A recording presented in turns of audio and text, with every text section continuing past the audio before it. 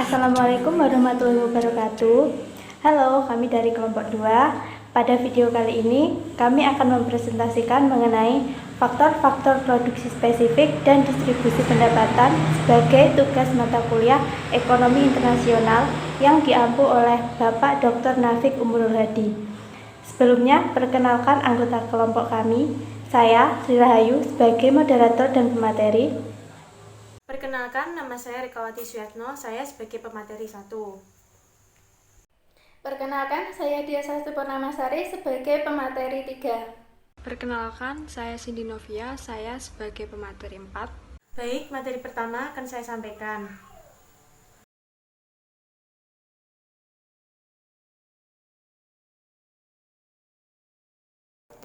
A. Model faktor spesifik. Model faktor spesifik dikembangkan oleh Paul Samuelson dan Ronald Jones.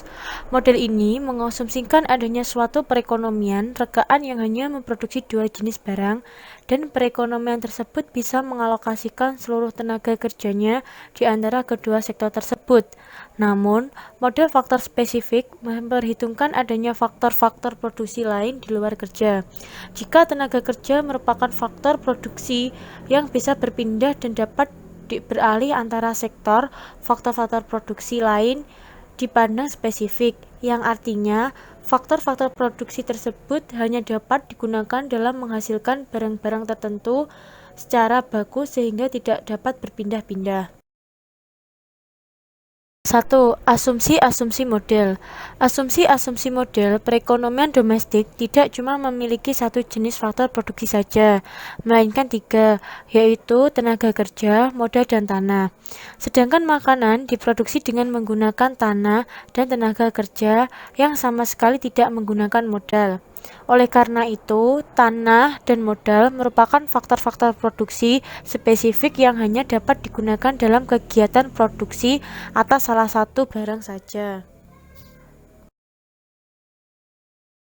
Yang B. Pengertian faktor spesifik. Faktor spesifik adalah faktor-faktor produksi yang hanya dapat digunakan dalam menghasilkan barang-barang tertentu saja secara baku sehingga tidak dapat berpindah-pindah.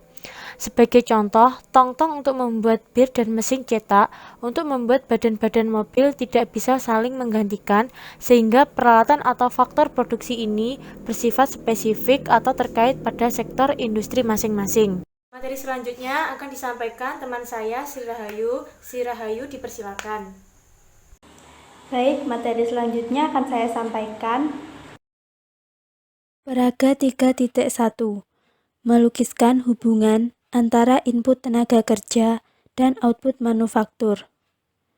Pada gambar tersebut, garis vertikal atau output QM merupakan output di sektor manufaktur, sementara garis horizontal atau input tenaga kerja LM merupakan input tenaga kerja di sektor manufaktur. Lalu QM sama dengan QM KLM, di mana K merupakan kapital atau modal. Semakin banyak input tenaga kerja dengan penawaran modal tertentu yang dianggap tetap, akan semakin besar output yang dihasilkan. Namun, jika output tenaga kerja terus ditingkatkan tanpa meningkatkan modal, lazimnya akan terjadi tambahan hasil yang kian menurun atau diminishing returns. Karena penambahan setiap satu tenaga kerja berarti setiap pekerja harus bekerja dengan modal yang terus berkurang. Maka setiap tambahan pekerja selanjutnya akan menambah produksi dengan jumlah yang makin sedikit apabila dibandingkan dengan penambahan tenaga kerja yang sebelumnya.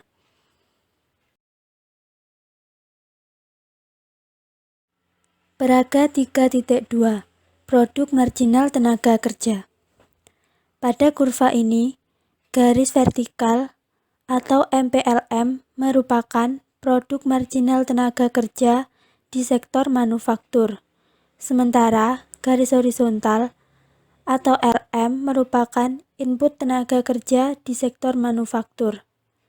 Produk marginal tenaga kerja di sektor manufaktur sama dengan besar kecondongan fungsi produk yang ditunjukkan pada peraga 3.1. Bentuknya nampak semakin landai atau rendah seiring dengan semakin banyaknya tenaga kerja yang dikerahkan di sektor tersebut, menurun jika penambahan tenaga kerja terus dilakukan.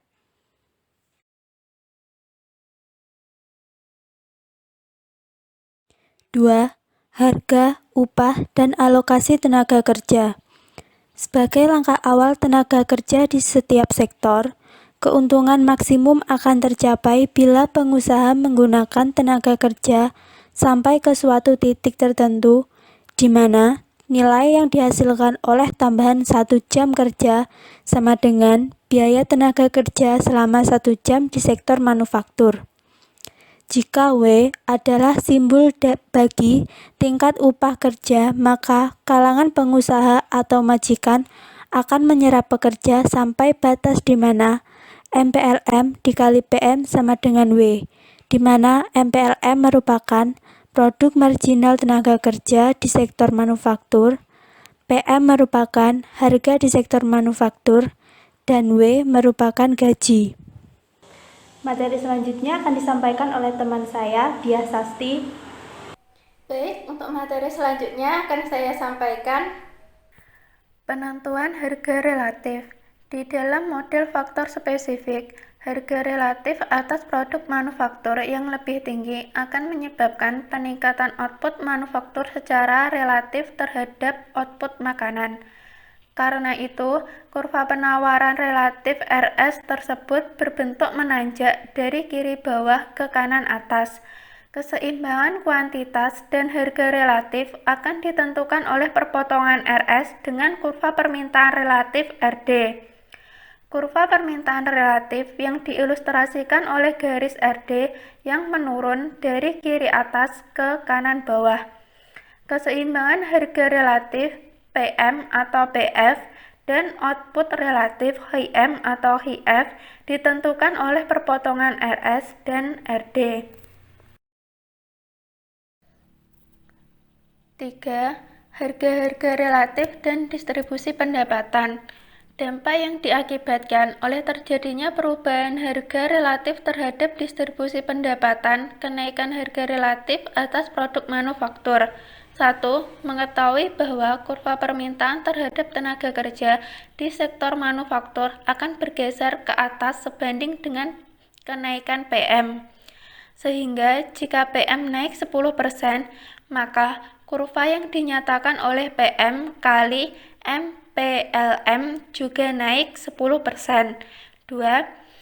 Jika harga makanan tidak meningkat paling sedikit 10%, W akan meningkat lebih kecil dari peningkatan. 3. Maka, jika harga produk-produk manufaktur meningkat sebesar 10%, langsung menyimpulkan bahwa tingkat upah akan meningkat dalam proporsi yang lebih kecil, misalnya hanya 5%.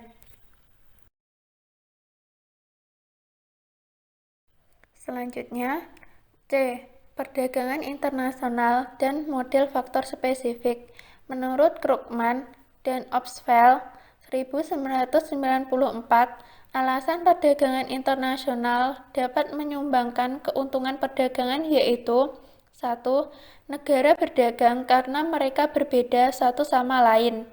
Bangsa-bangsa sebagaimana individu-individu dapat memperoleh keuntungan dari perbedaan-perbedaan mereka melalui suatu pengaturan di mana setiap pihak melakukan sesuatu dengan relatif lebih baik. 2. Negara berdagang satu sama lain dengan tujuan mencapai skala ekonomi, economic of scale, dalam produksi. Baik, untuk materi selanjutnya akan disampaikan oleh teman saya kepada Cindy Novia, dipersilahkan. Baik, materi selanjutnya akan saya sampaikan.